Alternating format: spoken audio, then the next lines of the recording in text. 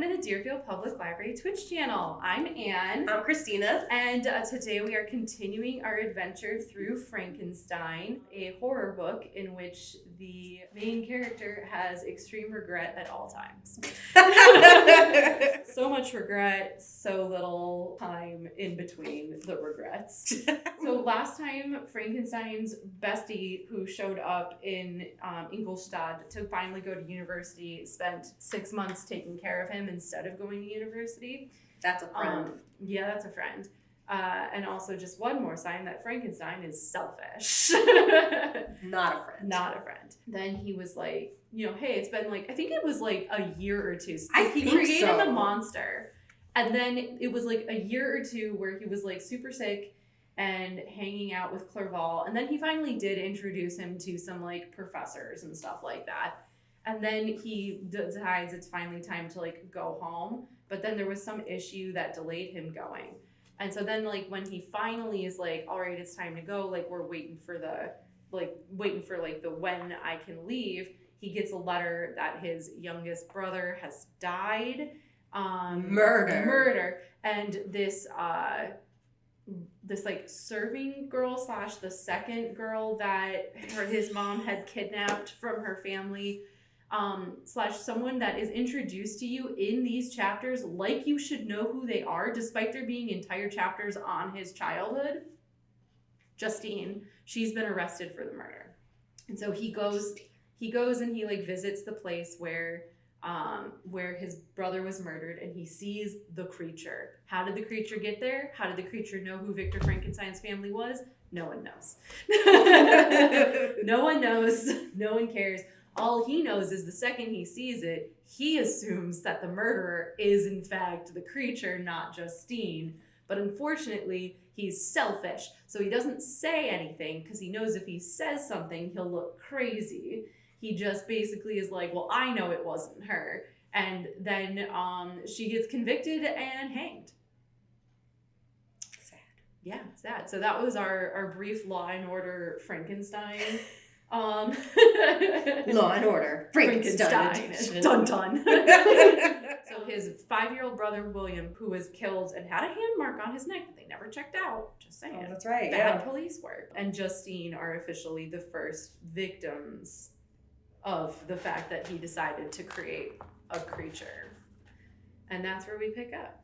Nothing is more painful to the human mind than after the feelings have been worked up by a quick succession of events. The dead calmness of inaction and certainty which follows and deprives the soul both of hope and fear. Justine died, she rested, and I was alive. There's going to be a lot of meaningful looks at the camera. The blood flowed freely in my veins, but a weight of despair and remorse pressed on my heart, which nothing could remove. Sleep fled from my eyes. I wandered like an evil spirit, for I had committed deeds of mischief beyond description. Horrible and more, much more, I persuaded myself, was yet behind. Yet my heart overflowed with kindness and the love of virtue. I had begun life with benevolent intentions and thirsted for the moment when I should put them in practice and make myself useful to my fellow beings. Now all was blasted. Instead of that serenity of conscience which allowed me to look back upon the past with self-satisfaction and from thence to gather promise of new hopes, I was seized by remorse and the sense of guilt, which hurried me away to a hell of intense tortures such as no language can describe. Even your best intentions can go awry when you try to create life. Don't they say the path to hell is paved with good intentions? Yeah. Mm-hmm. This state of mind preyed upon my health, which had perhaps never entirely recovered from the first shock it had sustained. I shunned the... Sorry, I don't feel bad for you. We're just like really not sympathetic to Frankenstein. Just like, look, you did this. I'm like, oh, you're still feeling sick from the shock? From the shock of creating something that then killed your brother? Your 5-year-old brother?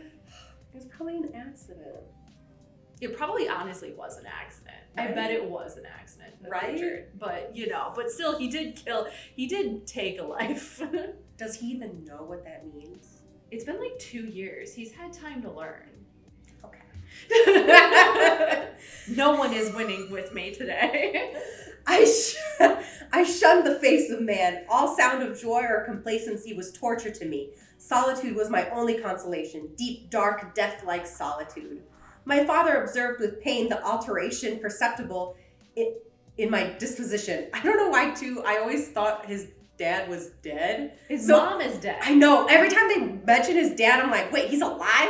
I don't know why I can't get it out of my head. Little Women, where I was convinced their dad died after like the war, and I don't know. It felt like a weird Mandela effect thing, because my mom and I both were like, but we remember him dying in the book. This guy came back. Yeah, he came back from the hospital. I thought he died. Anyways, his dad, who is alive, in my disposition and habits, and endeavored by arguments deduced from the feelings of his serene conscience and guiltless life to inspire me with fortitude and awaken in me the courage to dispel the dark cloud which brooded over me. Do you think, Victor, he said, that I do not suffer also? No one could love a child more than I loved your brother. Tears came into his eyes as he spoke. But it is not a duty to the survivors that we should refrain from augmenting their unhappiness by an appearance of immoderate grief. It is also a duty owed to yourself, for excessive sorrow prevents improvement or enjoyment, or even the discharge of daily usefulness, without which no man is fit for society. This takes place in Switzerland, right? They're Swiss, right? Yeah. That's very Calvinist, what his dad just said, so that makes sense. Yeah. Calvinism, you know. Yeah, they're in Switzerland, right? Yeah, they're in Switzerland, and yeah. Where was he before with his friend? Ingolstadt? I think that's right. Germany, maybe, the university. Because he lives near or in Geneva? Yeah, right? They're near Geneva. Okay, that's what I thought. But I was like, wait, did he come from there? I was like, where? They came from there and he went back there, and for some reason the creature somehow preceded him there, even though he never at any point in time while the creature was in his care told him where he lived or where he was from. So did he make the creature in Ingolstadt? Yeah, he made the creature in Ingolstadt. Okay. And then basically dipped from his apartments because he basically was like, I've made a horrible mistake, went down to his apartments, fell asleep, woke up, and the thing was standing over him. Right. And he was like, I gotta go. And he hasn't seen him since. And then the first time he saw him was in the Alps, basically. This advice, although good, was totally inapplicable to my case. I should have been the first to hide my grief and console my friends if remorse had not mingled its bitterness and terror its alarm with my other sensations. Now I could only answer my father with a look of despair and endeavor to hide myself from his view. About this time, we retired to our house at Bellerive. This change was particularly agreeable to me. The shutting of the gates regularly at 10 o'clock and the impossibility of remaining on the lake after that hour had rendered our residence within the walls of Geneva very irksome to me. I was now free. Often after the rest of the family had retired for the night, I took the boat and passed many hours upon the water. Sometimes with my sails set, I was carried by the wind, and sometimes after rowing into the middle of the lake, I left the boat to pursue its own course and gave way to my own miserable reflections. I was often tempted, when all was at peace around me, and I the only unquiet thing that wandered restless in a scene so beautiful and heavenly, if I except some bat or the frogs whose harsh and interrupted croaking was heard only when I approached the shore, often, I say, I was tempted to plunge into the silent lake. Yeah. Saw that coming. That the waters might close over me and my calamities forever. But I was restrained when I thought of the heroic and suffering Elizabeth, whom I tenderly loved, and whose existence was bound up in mine. I thought also of my father and surviving brother. Should I, by my base desertion, leave them exposed and unprotected to the malice of the fiend whom I had let loose among them? At these moments, I wept bitterly and wished that peace would revisit my mind, only that I might afford them consolation and happiness. But that could not be. Remorse extinguished every hope. I had been the author of unalterable evils, and I lived in daily fear lest the monster whom I had created should perpetuate some new wickedness. I had an obscure feeling that all was not over, and that he would still commit some signal crime. I mean, he is just wandering around. He's just wandering around. I mean, to be fair, how easy you think it's going to be to get a job when you look like the creature? Right. What does he expect? He's just wandering. He's just in the Alps. Frankenstein. Why? He gave birth to a child and did nothing with him. He basically just yeeted him out the door. Yeah, pretty much. Which, by its enormity, should almost efface the recollection of the past. There was always scope for fear so long as anything I loved remained behind. My abhorrence of this being cannot be conceived. When I thought of him, I gnashed my teeth. My eyes became inflamed, and I ardently wished to extinguish that life which I had so thoughtlessly bestowed. When I reflected on his crimes and malice, my hatred and revenge burst all bounds of moderation. I would have made a pilgrimage to the highest peak of the Andes, could I, when there have precipitated him to their base. You must push him off a cliff. I wish to see him again, that I might wreak the utmost extent of abhorrence on his head and avenge the deaths of William and Justine. I feel like you're to blame for Justine. Anyways, our house was the house of mourning. My father's health was deeply shaken by the horror of the recent events. Elizabeth was sad and desponding. She no longer took delight in her ordinary occupations. All pleasure seemed to her sacrilege toward the dead. External woe and tears, she then thought, was the just tribute she should pay to innocence so blasted and destroyed. She was no longer that happy creature who in earlier youth wandered with me on the banks of the lake and talked with ecstasy of our future prospects. The first of those sorrows which are sent to wean us from the earth had visited her, and its dimming influence quenched her dearest smiles. When I reflected, my dear cousin, she said, on the miserable death of Justine Moritz, Your girlfriend, yeah. I no longer see the world and its works as they before appeared to me. Before I looked upon the accounts of vice and injustice that I read in books or heard from others as tales of ancient days or imaginary evils, at least they were remote and more familiar to reason than to the imagination. But now misery has come home, and men appear to me as monsters thirsting for each other's blood. Yet I am certainly unjust. Everybody believed that poor girl to be guilty, and if she could have committed the crime for which she suffered, assuredly she would have been the most depraved of human creatures. For the sake of a few jewels, to have murdered the son of her benefactor and friend, a child whom she had nursed from its birth and appeared to love as if it had been her own? I could not consent to the death of any human being, but certainly I should have thought such a creature unfit to remain in the society of men. But she was innocent, I know. I feel she was innocent. You are of the same opinion, and that confirms me. Alas, Victor, when falsehood can look so like the truth, who can assure themselves of certain happiness? I feel as if I were walking on the edge of a precipice towards which thousands are crowding and endeavoring to plunge me into the abyss. William and Justine were assassinated, and the murderer escapes. He walks around the world free and perhaps respected. You don't say. But even if I were condemned to suffer on the scaffold for the same crimes, I would not change places with such a wretch. I listened to this discourse with the extremest agony. I not indeed, but in effect was the true murderer. Elizabeth read my anguish in my countenance, and kindly taking my hand said, "My dearest friend, you must calm yourself. These events have affected me, God knows how deeply, but I am not so wretched as you are. There is an expression of despair and sometimes of revenge in your countenance that makes me tremble. Dear Victor, banish these dark passions. Remember the friends around you who center all their hopes in you. Have we lost the power of rendering you happy?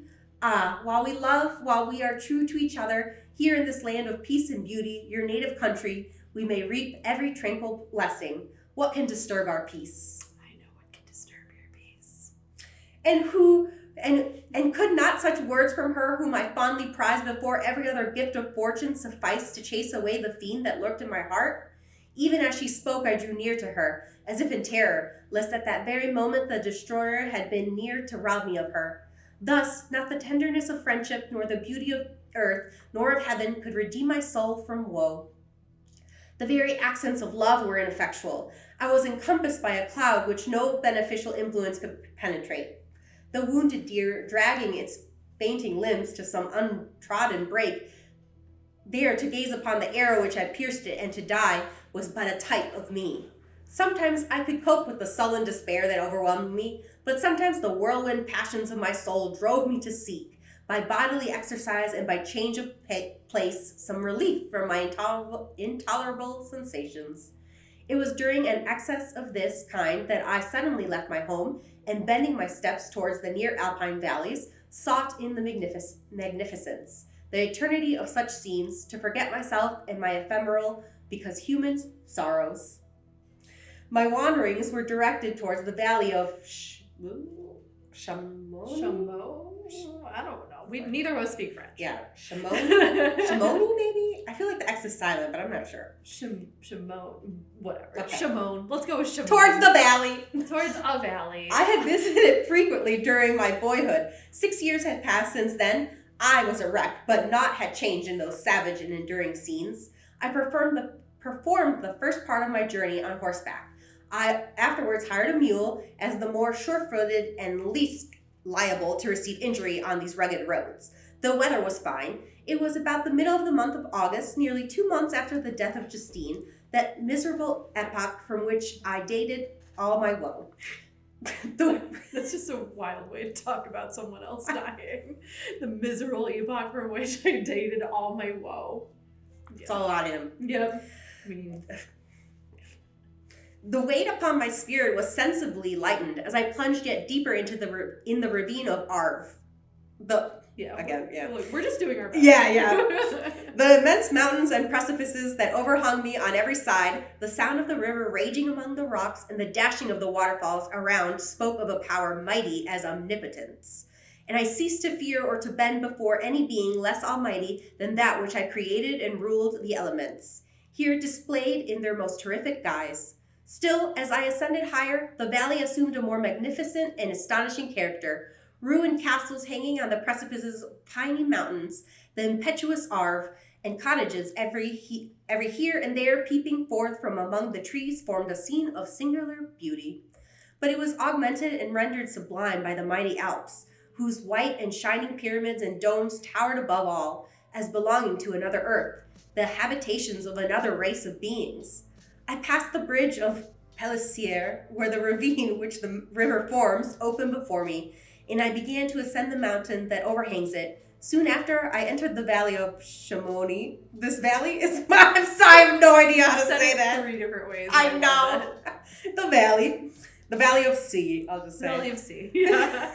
I'm like, yeah, it's coming up again. This valley is more wonderful and sublime, but not so beautiful and picturesque as that of Cerveau, through which I had just passed. The high and snowy mountains were its immediate boundaries. Then I saw no more ruined castles and fertile fields. Immense glaciers approached the road. I heard the rumbling thunder of the falling avalanche and marked the smoke of its passage. Mont Blanc, the supreme and magnificent Mont Blanc, raised itself from the surrounding Aiguilles, and its tremendous dome overlooked the valley. We'll just keep going. I was like, oh, I have no idea how to say that. Unlike Tolkien, where I know the weird Elvish words, I got nothing for this. Yeah. The French. No. Yeah. A tingling, long-lost sense of pleasure often came across me during this journey. Some turn in the road, some new object suddenly perceived and recognized, reminded me of days gone by, and were associated with the lighthearted gaiety of boyhood. The very winds whispered in soothing accents, and maternal nature bade me weep no more. Then again, the kindly influence ceased to act. I found myself fettered again to grief, and indulging in all the misery of reflection.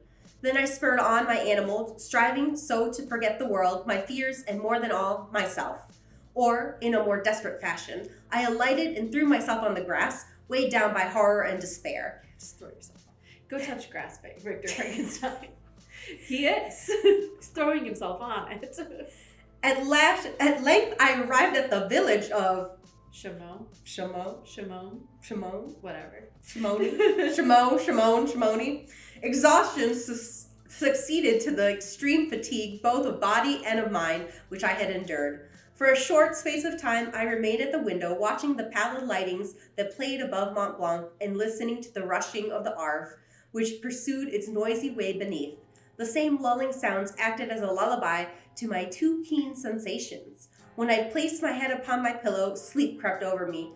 I felt it as it came and blessed the giver of oblivion. I spent the following day roaming through the valley. Oh no, there's another one. I stood beside the sources of the Arveiron, which take their rise in a glacier that will slope that with slow pace is advancing down from the summit of the hills to barricade the valley. The abrupt sides of vast mountains were before me. The icy wall of the glacier overhung me. A few shattered pines were scattered around, and the solemn silence of this glorious presence chamber of imperial nature was broken only by the brawling waves or the fall of some vast fragment.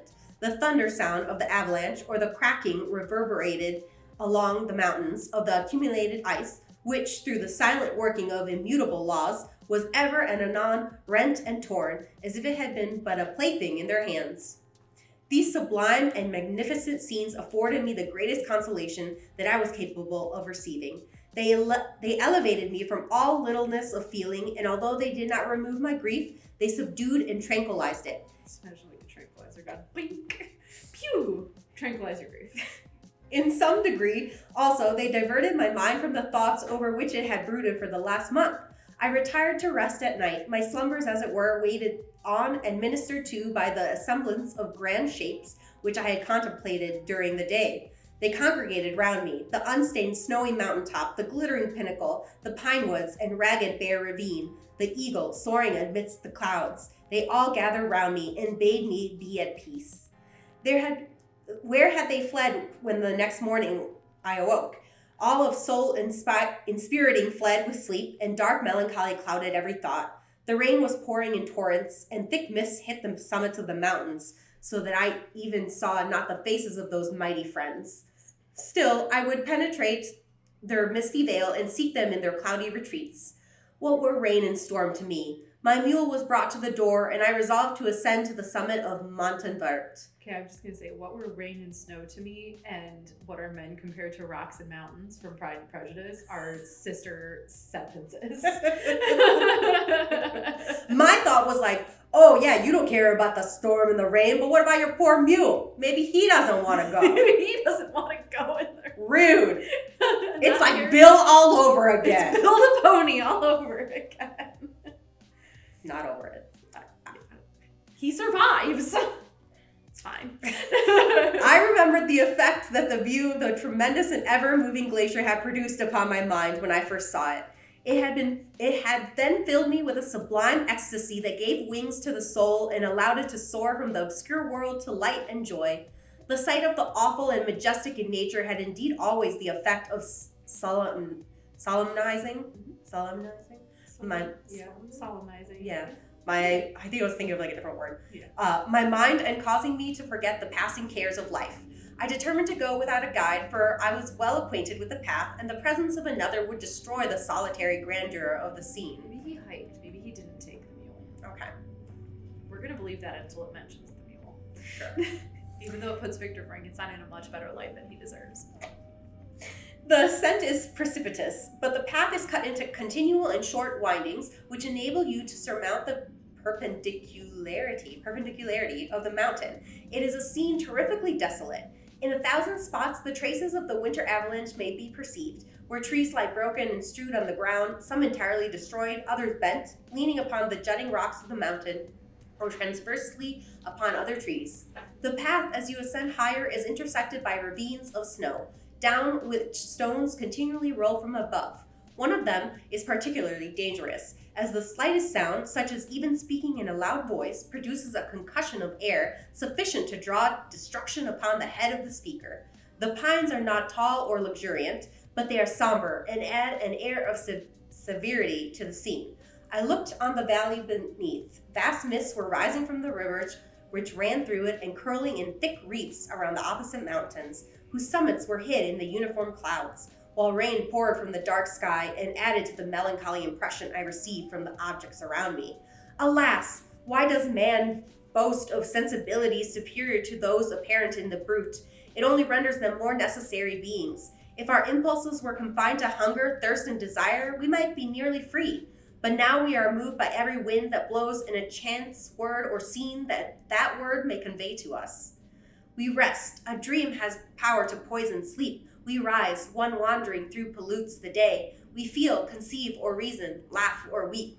Embrace fond woe, or cast our cares away. It is the same, for be it joy or sorrow. The path of its departure still is free. Man's yesterday may ne'er be like his tomorrow. not may endure, but mutability. So you should not be reading poetry out loud all the time. Poetry's hard to read. Yes. It was nearly noon when I arrived at the top of the ascent. For some time, I sat upon the rock that overlooks the sea of ice. A mist covered both that and the surrounding mountains. Presently, a breeze dissipated the cloud, and I descended upon the glacier. The surface is very uneven, rising like the waves of a troubled sea, descending low and interspersed by rifts that sink deep. The field of ice is almost a league in width, but I spent nearly 2 hours in crossing it. The opposite mountain is a bare perpendicular rock. Is it still storming? He's climbing a glacier in a storm. I believe so. Just clarifying. Yeah. That he's decided to climb a glacier in a As one does. Well, I mean, to be fair, it's very atmospheric for what I'm assuming is about to happen. Yeah. From the side where I now stood, Montanvert was exactly opposite, at the distance of a league, and above it rose Mont Blanc in awful majesty. I remained in a recess of the rock, gazing on this wonderful and stupendous scene. The sea, or rather the vast river of ice, wound among its dependent mountains, whose aerial summits hung over its recesses. Their icy and glittering peaks shone in the sunlight over the clouds. My heart, which was before sorrowful, now swelled with something like joy. I exclaimed, "Wandering spirits, if indeed you wander and do not rest in your narrow beds, allow me this faint happiness, or take me as your companion away from the joys of life." As I said this, I suddenly beheld the figure of a man at some distance, advancing towards me with superhuman speed. He bounded over the crevices in the ice, or crevasses, among which I had walked with caution. His stature also, as he approached, seemed to exceed that of a man. I was troubled. A mist came over my eyes, and I felt a faintness seize me, but I was quickly restored by the cold gale of the mountains. The wind. I perceived as the shape came nearer, sight tremendous and abhorred, that it was the wretch whom I had created. Yeah. I trembled with rage and horror, resolving to wait his approach and then close with him in mortal combat. Okay, Immediately to fighting. Yeah. He approached, his countenance bespoke bitter anguish, combined with disdain and malignity, while its unearthly ugliness rendered it almost too horrible for human eyes. Dude, you created him. But I scarcely observed this. Rage and hatred had at first deprived me of utterance, and I recovered only to overwhelm him with words expressive of furious detestation and contempt. "Devil," I exclaimed, "do you dare approach me? And do not—" My dad! Keep going. He's like, "Papa? Papa? Devil! Devil! Do you dare approach me? And do not you fear the fierce vengeance of my arm wrecked on your miserable head? Begone, vile insect, or rather stay, that I may trample you to dust. And oh, that I could, with the extinction of your miserable existence, restore those victims whom you have so diabolically murdered." I also just would like to point out that the creature's like 7 feet tall. So Victor Frankenstein is giving off very big chihuahua facing, like Yes. St. Bernard energy right now. He literally, he's getting nearer, he's so tall, and I'm gonna kill him. I'm like, dude, Yep. it's not working. Yep. "I expected this reception," said the demon. "All men hate the wretched. How then must I be hated, who am miserable beyond all living things? Yet you, my creator, detest and spurn me, thy creature, to whom thou art bound by ties only dissoluble by the annihilation of one of us. You purpose to kill me. How dare you sport thus with life? Do your duty towards me, and I will do mine towards you and the rest of mankind. If you will comply with my conditions, I will leave them and you at peace. But if you refuse, I will gut the maw of death until it be satiated with the blood of your remaining friends." He's become very eloquent in the 2 years he's been alive. I know. He's been studying. He's been studying. "Abhorred monster, fiend that thou art, the tortures of hell are too mild a vengeance for thy crimes. Wretched devil, you reproach me with your creation. Come on, then, that I may extinguish the spark which I so negligently bestowed." My rage was without bounds. I sprang on him. I'm telling him the chihuahua going for a big dog energy. It's just Yeah! Impelled by all the feelings which can arm one being against the existence of another, he easily eluded me and said, "Be calm." Calm down. It's just like holding him back. Be calm. I entreat you to hear me before you give vent to your hatred on my devoted head. Have I not suffered enough that you seek to increase my misery? Life, although it may only be an accumulation of anguish, is dear to me, and I will defend it. Remember, thou hast made me more powerful than thyself. My height is superior to thine, my joints more supple, but I will not be tempted to set myself in opposition to thee. I am thy creature, and I will be even mild and docile to my natural lord and king, if thou wilt also perform thy part, the which thou owest me. O Frankenstein, be not equitable to every other and trample upon me alone, to whom thy justice and even thy clemency and affection is most due. Remember that I am thy creature, I ought to be thy Adam, but I am rather the fallen angel, whom thou drivest from joy for no misdeed. Everywhere I see bliss, from which I alone am irrevocably excluded. I was benevolent and good, misery made me a fiend. Make me happy, and I shall again be virtuous. Gone, I will not hear you. There can be no community between you and me. We are enemies. Be gone, or let us try our strength in a fight in which one must fall. Two go in, only one comes out. Two Frankensteins enter, only one leaves. How can I move thee? Will no entreaties cause thee to turn a favorable eye upon thy creature, who implores thy goodness and compassion? Believe me, Frankenstein, I was benevolent. My soul glowed with love and humanity, but I am not alone, miserably alone. You, my creator, abhor me. What hope can I gather from your fellow creatures who owe me nothing? They spurn and hate me. The desert mountains and dreary glaciers are my refuge. I have wandered here many days. The caves of ice, which I only do not fear, are a dwelling to me, and the only one which man does not grudge. These bleak skies I hail, for they are kinder to me than your fellow beings. If the multitude of mankind knew of my existence, they would do as you do, and arm themselves for my destruction. Shall I not then hate them who abhor me? I will keep no terms with my enemies. I am miserable, and they shall share my wretchedness. Yet it is in your power to recompense me and deliver them from an evil which it only remains for you to make so great. Then not only you and your family, but thousands of others shall be swallowed up in the whirlwinds of its rage. Let your compassion be moved, and do not disdain me. Listen to my tale. When you have heard that, abandon or commiserate me, as you shall judge that I deserve. But hear me. The guilty are allowed, by human laws, bloody as they are, to speak in their own defense, before they are condemned. Listen to me, Frankenstein. You accuse me of murder, and yet you would, with a satisfied conscience, destroy your own creature.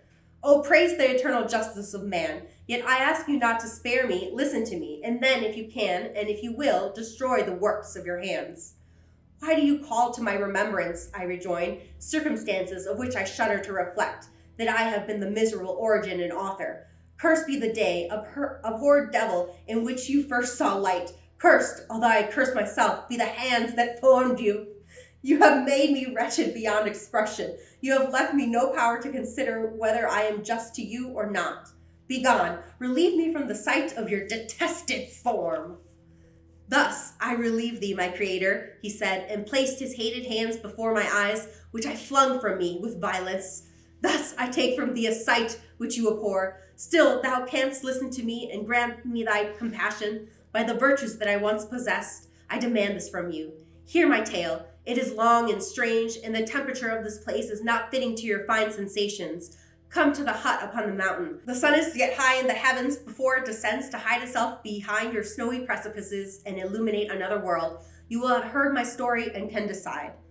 On you it rests whether I quit forever the neighborhood of man and lead a harmless life, or become the scourge of your fellow creatures and the author of your own speedy ruin. As he said this, he led the way across the ice. I followed. My heart was full, and I did not answer him, but as I proceeded, I weighed the various arguments that he had used and determined at least to listen to his tale. I was partly urged by curiosity, and compassion confirmed my resolution. I had hitherto supposed him to be the murderer of my brother, and I eagerly sought a confirmation or denial of this opinion. For the first time also, I felt what the duties of a creator towards his creature were, and that I ought to render him happy before I complained of his wickedness. These motives urged me to comply with his demand. We crossed the ice, therefore, and ascended the opposite rock. The air was cold, and the rain again began to descend. We entered the hut, the fiend with an air of exultation, I with a heavy heart and depressed spirits, but I consented to listen and seated myself by the fire which my odious companion had lighted. He thus began his tale. So we were already in a story within a story, and now we've got a story within a story within a story. Chapter 11. It's like one of those dolls. Yes, like a Matryoshka doll. Yeah. It is with considerable difficulty that I remember the original era of my being. All the events of that period appear confused and indistinct. A strange multiplicity of sensations seized me, and I saw, felt, heard, and smelt at the same time, and it was indeed a long time before I learned to distinguish between the operations of my various senses. By degrees, I remember a stronger light pressed upon my nerves, so that I was obliged to shut my eyes. Darkness then came over me and troubled me, but hardly had I felt this when, by opening my eyes, as I now suppose, the light poured in upon me again. I walked, and, I believe, descended, but I presently found a great alteration in my sensations. Before, dark and opaque bodies had surrounded me, impervious to my touch or sight, but I now found that I could wander on at liberty with no obstacles which I could not either surmount or avoid. The light became more and more oppressive to me, and the heat wearying me as I walked, I saw a place where I could receive shade. This was the forest near Ingolstadt, and here I lay by the side of a brook, resting from my fatigue, until I felt tormented by hunger and thirst. This roused me from my nearly dormant state, and I ate some berries which I found hanging on the trees or lying on the ground. I slaked my thirst at the brook, and then lying down was overcome by sleep. It was dark when I awoke. I felt cold also, and half frightened, as it were, instinctively, finding myself so desolate. Before I had quitted your apartment, on a sensation of cold, I had covered myself with some clothes. Good thinking. But these were insufficient to secure me from the dews of night. I was a poor, helpless, miserable wretch. I knew and could distinguish nothing, but feeling pain invade me on all sides, I sat down and wept. I hope Frankenstein feels bad hearing this. Soon a gentle light stole over the heavens and gave me a sensation of pleasure. I started up and beheld a radiant form rise from among the trees, the moon. I gazed with a kind of wonder. It moved slowly, but it enlightened my path, and I again went out in search of berries. I was still cold when under one of the trees I found a huge cloak, with which I covered myself and sat down upon the ground. No distinct ideas occupied my mind. All was confused. I felt light and hunger and thirst and darkness. Innumerable sounds rang in my ears, and on all sides various scents saluted me. The only object that I could distinguish was the bright moon, and I fixed my eyes on that with pleasure. Several changes of day and night passed, and the orb of night had greatly lessened when I began to distinguish my sensations from each other. I gradually saw plainly the clear stream that supplied me with drink, and the trees that shaded me with their foliage. I was delighted when I first discovered that a pleasant sound, which often saluted my ears, proceeded from the throats of the little winged animals who had often intercepted the light from my eyes. I began also to observe with greater accuracy the forms that surrounded me, and to perceive the boundaries of the radiant roof of light which canopied me. Sometimes I tried to imitate the pleasant songs of the birds, but was unable. Sometimes I wished to express my sensations in my own mode, but the uncouth and inarticulate sounds which broke from me frightened me into silence again. The moon had disappeared from the night, and again with a lessened form showed itself, while I still remained in the forest. My sensations had by this time become distinct, and my mind received every day additional ideas. My eyes became accustomed to the light and to perceive objects in their right forms. I distinguished the insect from the herb, and by degrees one herb from another. I found that the sparrow uttered none but harsh notes, whilst those of the blackbird and the thrush were sweet and enticing. One day, when I was oppressed by cold, I found a fire which had been left by some wandering beggars, and was overcome with delight at the warmth I experienced from it. In my joy, I thrust my hand into the live embers, but quickly drew it out again with a cry of pain. How strange, I thought, that the same cause should produce such opposite effects. I examined the materials of the fire, and to my joy found it to be composed of wood. I quickly collected some branches, but they were wet and would not burn. I was pained at this, and sat still watching the operation of the fire. The wet wood which I had placed near the heat dried, and itself became inflamed.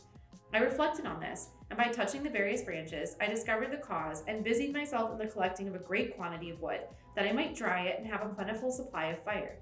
When night came on and brought sleep with it, I was in the greatest fear lest my fire should be extinguished. I covered it carefully with dry wood and leaves, and placed wet branches upon it, and then, spreading my cloak, I lay on the ground and sank into sleep. It was morning when I awoke, and my first care was to visit the fire. I uncovered it, and a gentle breeze quickly fanned it into a flame.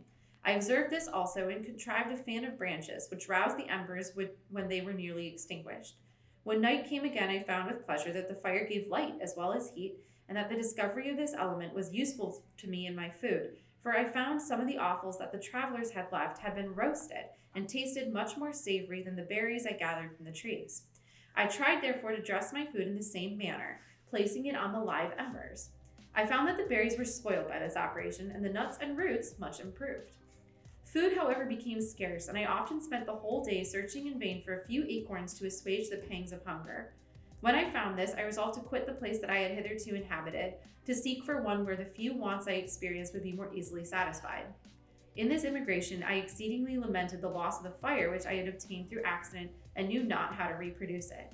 I gave several hours to the serious consideration of this difficulty, but I was obliged to relinquish all attempt to supply it, and wrapping myself in my cloak, I struck across the woods towards the setting sun. I passed 3 days in these rambles, and at length discovered the open country. A great fall of snow had taken place the night before, and the fields were of one uniform white. The appearance was disconsolate, and I found my feet chilled by the cold, damp substance that covered the ground. It was about 7 in the morning, and I longed to obtain food and shelter. At length I perceived a small hut on a rising ground, which had doubtless been built for the convenience of some shepherd. This was a new sight to me, and I examined the structure with great curiosity. Finding the door open, I entered. An old man sat in it near a fire over which he was preparing his breakfast. He turned on hearing a noise, and perceiving me, shrieked loudly, and quitting the hut, ran across the fields with a speed of which his debilitated form hardly appeared capable. His appearance, different from any I had ever before seen, and his flight somewhat surprised me. But I was enchanted by the appearance of the hut. Here the snow and rain could not penetrate. The ground was dry, and it presented to me as an exquisite and divine a retreat as pandemonium appeared to the demons of hell after their sufferings in the lake of fire.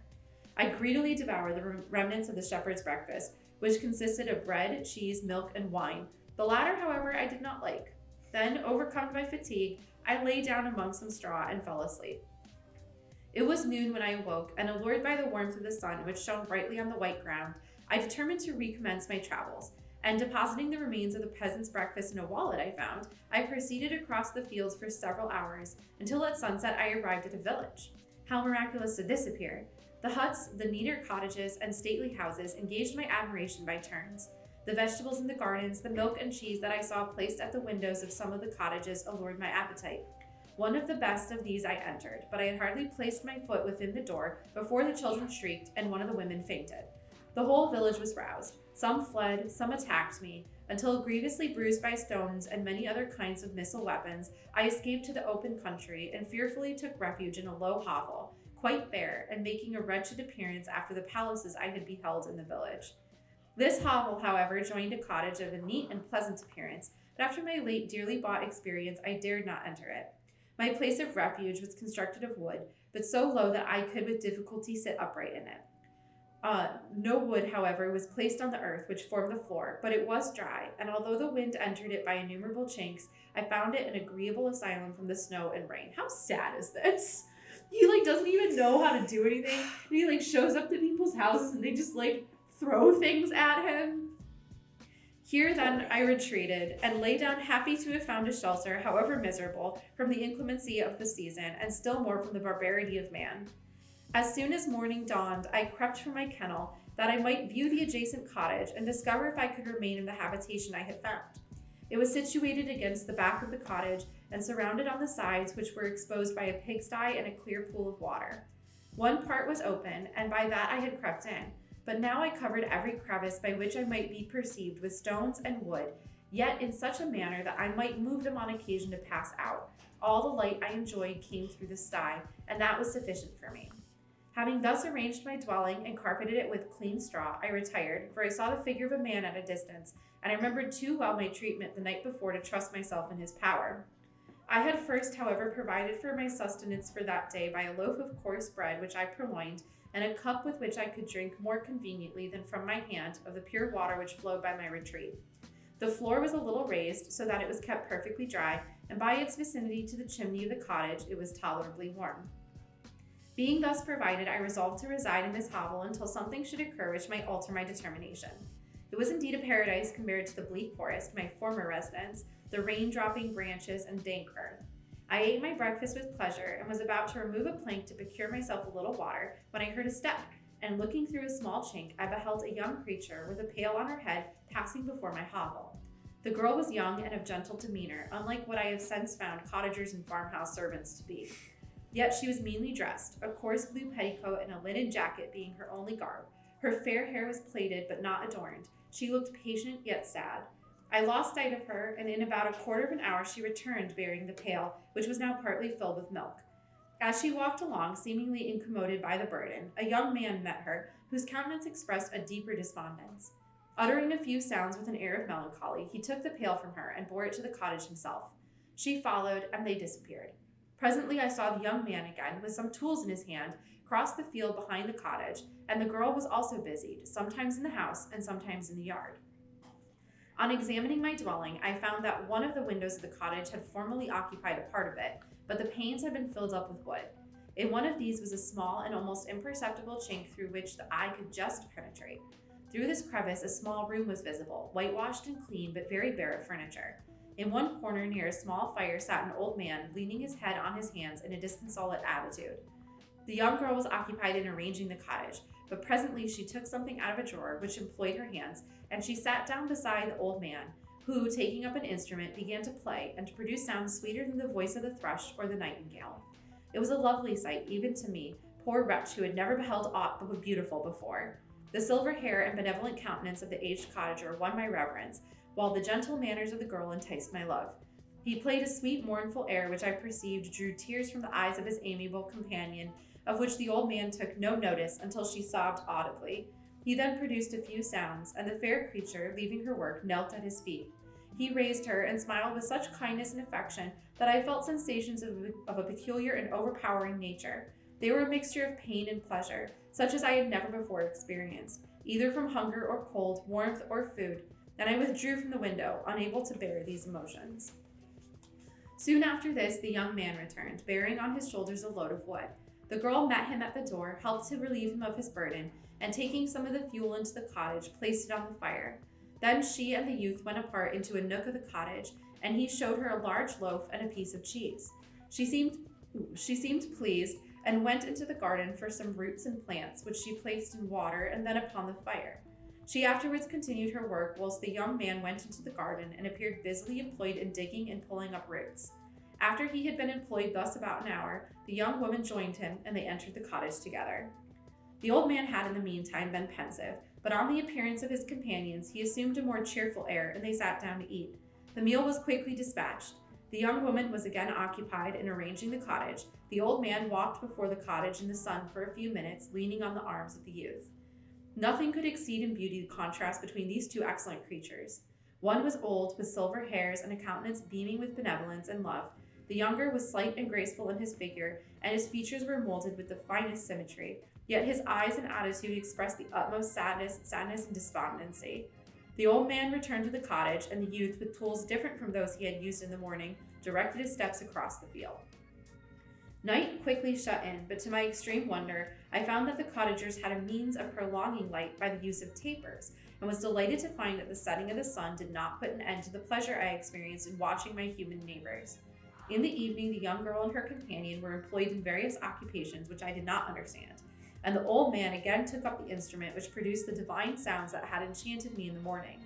So soon as he had finished, the youth began not to play, but to utter sounds that were monotonous, and neither resembling the harmony of the old man's instrument nor the songs of birds. I since found that he read aloud, but at that time I knew nothing of the science of words or letters. The family, after having been thus occupied for a short time, extinguished their lights and retired, as I conjectured, to rest. Chapter 12. We've gone through one day. One day in Lamp the Farm. I lay on my straw, but I could not sleep. I thought of the occurrences of the day. What chiefly struck me was the gentle manners of these people, and I longed to join them, but dared not. I remembered too well the treatment I had suffered the night before from the barbarous villagers, and resolved, whatever course of conduct I might hereafter think it right to pursue, that for the present I would remain quietly in my hovel, watching and endeavoring to discover the motives which influenced their actions. The cottagers arose the next morning before the sun. The young woman arranged the cottage and prepared the food, and the youth departed after the first meal. This day was passed in the same routine as that which preceded it. The young man was constantly employed out of doors, and the girl in various laborious occupations within. The old man, whom I soon perceived to be blind, employed his leisure hours on his instrument or in contemplation. Nothing could exceed the love and respect which the younger cottagers exhibited towards their venerable companion. They performed towards him every little office of affection and duty with gentleness, and he rewarded them by his benevolent smiles. They were not entirely happy. The young man and his companion often went apart and appeared to weep. I saw no cause for their unhappiness, but I was deeply affected by it. If such lovely creatures were miserable, it was less strange that I, an imperfect and solitary being, should be wretched. Yet why were these gentle beings unhappy? They possessed a delightful house, for such it was in my eyes, and every luxury. They had a fire to warm them when chill and delicious viands when hungry. They were dressed in excellent clothes, and still more, they enjoyed one another's company and speech, interchanging each day looks of affection and kindness. What did their tears imply? Did they really express pain? I was at first unable to solve these questions, but perpetual attention and time explained to me many appearances which were at first enigmatic. A considerable period elapsed before I discovered one of the causes of the uneasiness of this amiable family. It was poverty, and they suffered that evil in a very distressing degree. Their nourishment consisted entirely of the vegetables of their garden and the milk of one cow, which gave very little during the winter, when its masters could scarcely procure food to support it. They often, I believed, suffered the pangs of hunger very poignantly, especially the two younger cottagers, for several times they placed food before the old man when they reserved none for themselves. Yeah. This trait of kindness moved me sensibly. I had been accustomed during the night to steal a part of their store for my own consumption, but when I found that in doing this I inflicted pain on the cottagers, I abstained and satisfied myself with berries, nuts, and roots which I gathered from a neighboring wood. I discovered also another means through which I was enabled to assist their labors.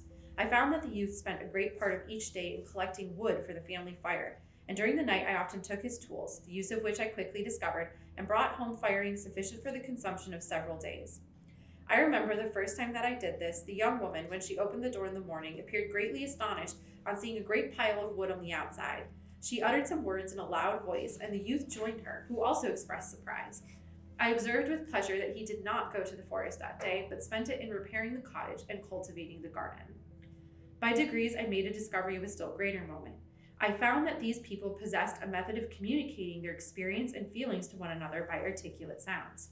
I perceived that the words they spoke sometimes produced pleasure or pain, smiles or sadness in the minds and countenances of their hearers. This was indeed a godlike science, and I ardently desired to become acquainted with it. But I was baffled in every attempt I made for this purpose. Their pronunciation was quick, and the words they uttered, not having any apparent connection with visible objects, I was unable to discover any clue by which I could unravel the mystery of their reference. By great application, however, and after having remained during the space of several revolutions of the moon in my hovel, I discovered the names that were given to some of the most familiar objects of discourse. I learned and applied the words fire, milk, bread, and wood. I learned also the names of the cottagers themselves. The youth and his companion had each of them several names, but the old man had only one, which was father. The girl was called Sister, or Agatha, Papa. So this is like what...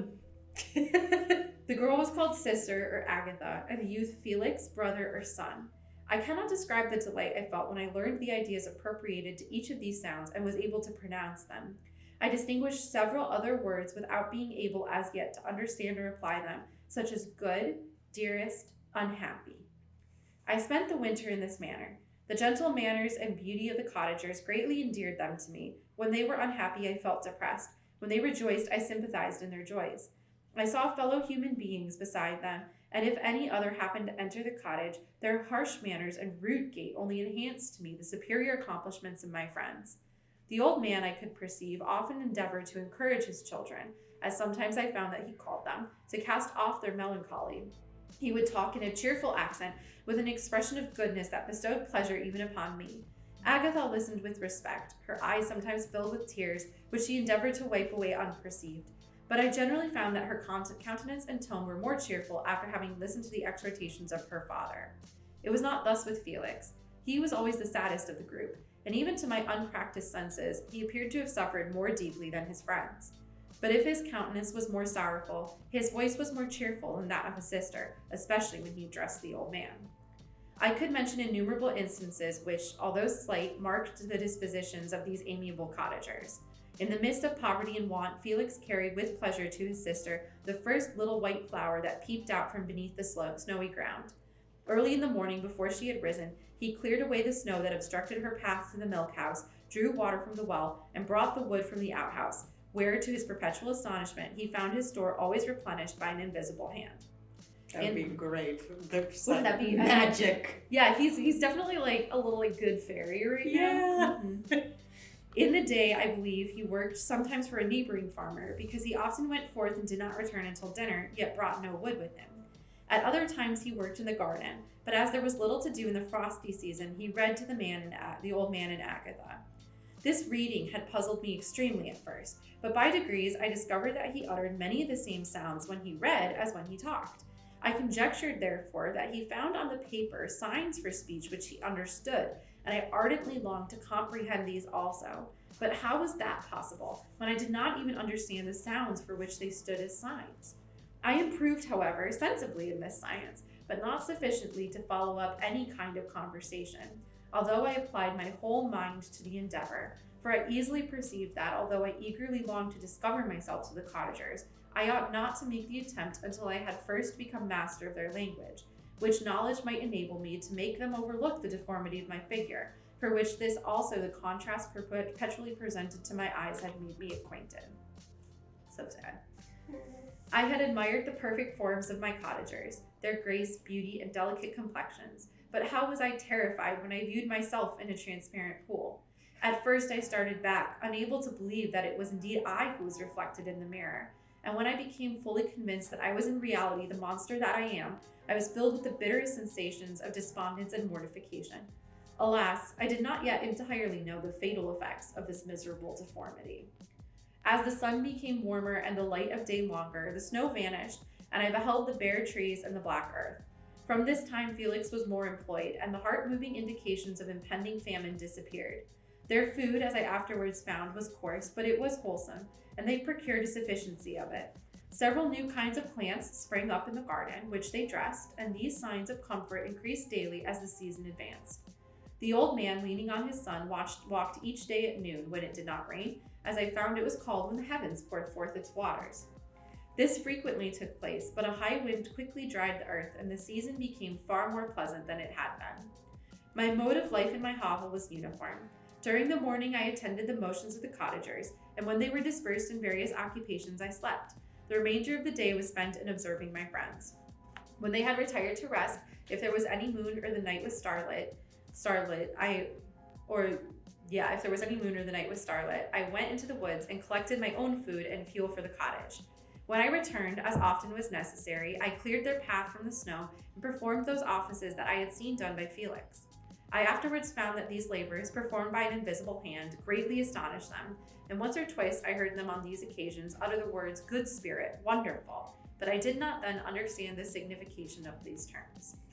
My thoughts now became more active, and I longed to discover the motives and feelings of these lovely creatures. I was inquisitive to know why Felix appeared so miserable and Agatha so sad. I thought, foolish wretch, that it might be in my power to restore happiness to these deserving people. When I slept or was absent, the forms of the venerable blind father, the gentle Agatha, and the excellent Felix flitted before me.